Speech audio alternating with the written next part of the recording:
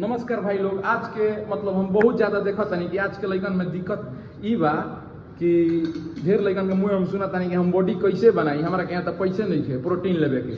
तो ये जरूरी बा कि तू जब प्रोटीन लेब तबे तार बॉडी बनी। डाइट से भी तो बॉडी बनेला। आ फिट रहे खातिर जरूरी नहीं है कि प्रोटीन लेब। हाँ, वो लेवल पर अगर पहुंचा तारा, वो लेवल के तैयारी करता तब न प्रोटीन के काम बा। तो पहले तो 1-2 साल यही तरीके करब। आ तू शाम के जब घूमत रह, चाहे हेने करता रह, होने करता रह, नशा करता रह, 20 रुपया के नशा करता रह, तो ओकर पैसा रोजा जाता। आ डाइट के पैसा नहीं हो। आ घर के तो खाना बा न, लइका भी पैसा ना रहे प्रोटीन के चाहे क्रेटीन के कुछ के, तो अपन डाइट लेके ही जौन भी अपन बॉडी बनैले बा तो बढ़िया बनैले बा। तो बहुत जना के हम देखा तनी जौन भी प्रोटीन भी खाता रहा लेकिन तू टेंशन में रहता रहा, तो कहाँ से बॉडी बनी। यही से शाम के चाहे सुबह के कोनो काम करता रहा, कोनो टेंशन में जिम आवो, मैं टेंशन दूर हो जाई। आई लइका के हम बैक दिखा देते नहीं अभी कितना बढ़िया बॉडी बा। तुम दिखा दो तो बैक पूरा फ्लेक्स मारो, दोनों पोजिंग बैक।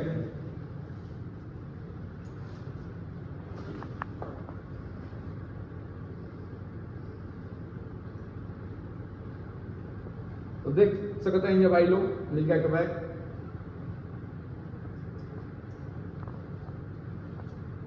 बहुत बढ़िया, बहुत बढ़िया, बहुत सुंदर।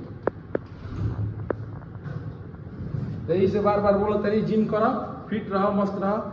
अपना भाई राजा फिटनेस के फॉलो और लाइक करत रहो। धन्यवाद।